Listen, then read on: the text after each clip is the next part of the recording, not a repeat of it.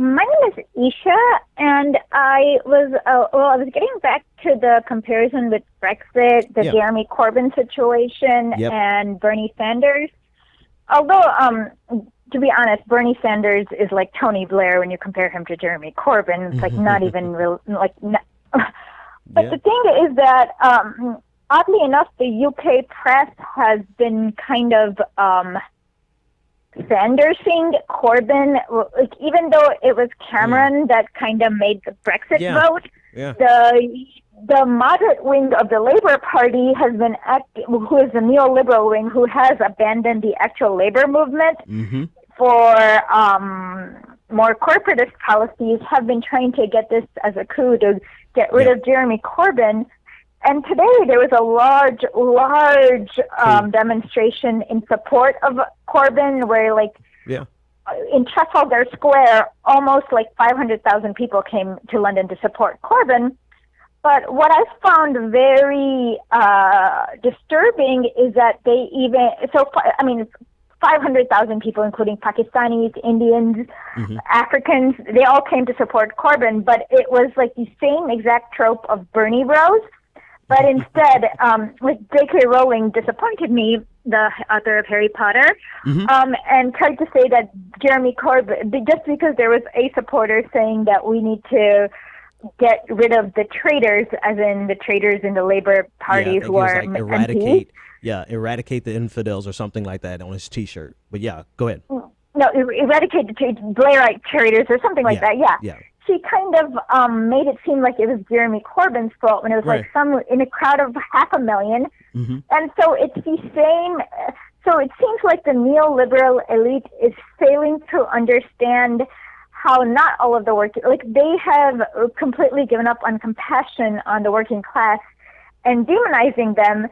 But the thing is that the working class may be a little bit more xenophobic because they can't afford to go to vacations in exotic places and meet many different cultures and stuff like that. So they have to see what the media has, and the media does demonize the poor and the minorities. So it's like they don't see the invisible hand and the magic wand of the repeated message of mainstream media on the working class, and they're so easy to demonize the end result. And it seems like it's happening on both ends of the Atlantic. Do you agree? Or yeah, I agree with so much that you said. And actually, let's talk about it a little bit. So a couple of things that you pointed out was I love what you said. What did you say? The Bernitization, like basically they're doing to Jeffrey Corbyn what they did to Bernie Sanders, particularly from creating a singular narrative of his very diverse support.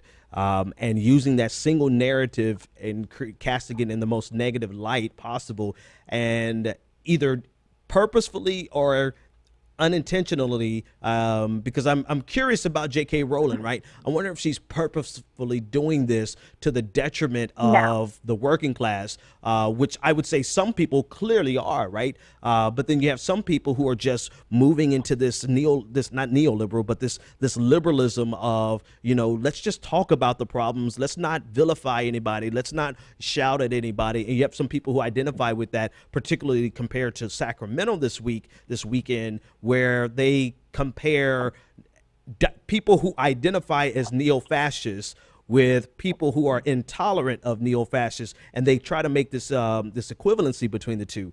So I said all that to say is that it's fascinating. It's completely fascinating that people do this. It's like a universal thing right now, right? And it makes me, in a sense, it frustrates me, but it also casts our narrative in an international sense versus just being one of an American struggle. This is a global struggle, right? There's a global struggle between corporatism and I don't have a generalized word for the left-leaning movements but we'll just call it progressivism for now. So corporatism and progressivism, it's a globalized fight right now. And the people in power, the people with wealth, the people with the media platforms are doing exactly what you said. They're focusing in on the very worst. They're getting the smallest sample of the very worst of a crowd of 500,000 people, and they're using that as a means of opposing a progressive movement, like Jeffrey Corbyn Jeremy. Thank you, Jeremy Corbyn. And so I, for one, think that it is a uphill battle that we have to be smart about. And I don't know that we were prepared on the global scene for progressives prepared to fight against people that cornered the market on liberalism and cornered the market and represented progressivism, right? They feigned as though they were progressive.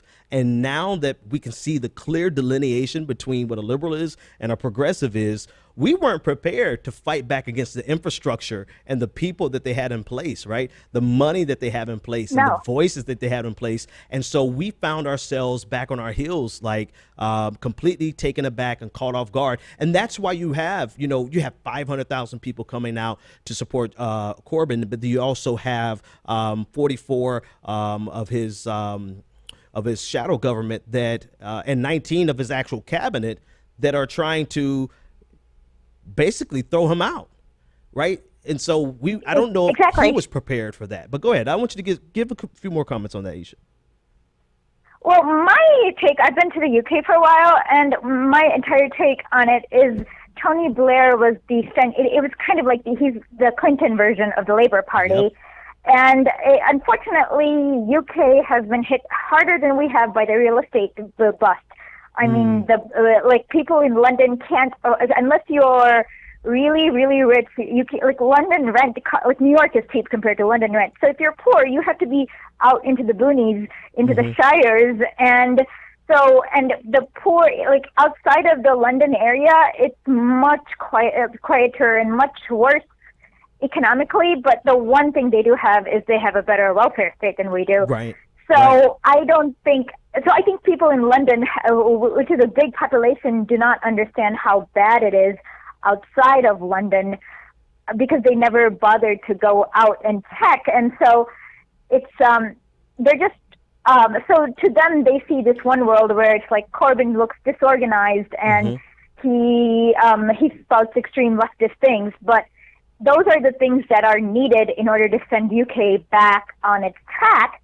So to me, at least, it seems like I don't know what their intentions are, but they seem to have like a one-track mind because they can't see outside of their life. Yeah. Yes, if you can even afford an apartment in London, you are pretty rich. They don't realize that the poor have been kicked out.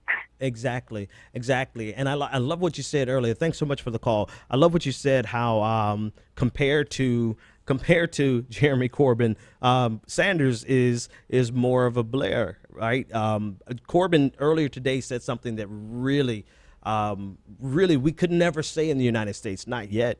He said that I was elected to, and actually I want to quote him exactly. Let me pull it up off of my page on Twitter. He said that I was elected to, 2 seconds and I'll be there. Because it's something that we could never say in the United States. Not right now. Definitely not a few years ago. It's here somewhere simple. See what I have to do. I was elected as the Labour Party's leader to redistribute wealth and power. I wanted to say it exactly how Corbyn said it. I was elected as the Labour Party's leader to redistribute wealth and power. Sanders, nobody can say that. No one can get on stage in America right now and say something like that without being red baited by, or without having the Red Scare tactic used against them by not only Republicans, but by neoliberal Democrats. Impossible. So one day maybe America, because, I mean, we need to have a broader conversation about the fact that it needs to be a simple fact. We need to make the next sentence just something that is a given, that there are so many structural problems with our economic system that we must have a redistribution of wealth and power just to have a chance to save the economic system from itself. Capitalism has so much power, so many problems, that without a redistribution of wealth and power, it will destroy itself. Period.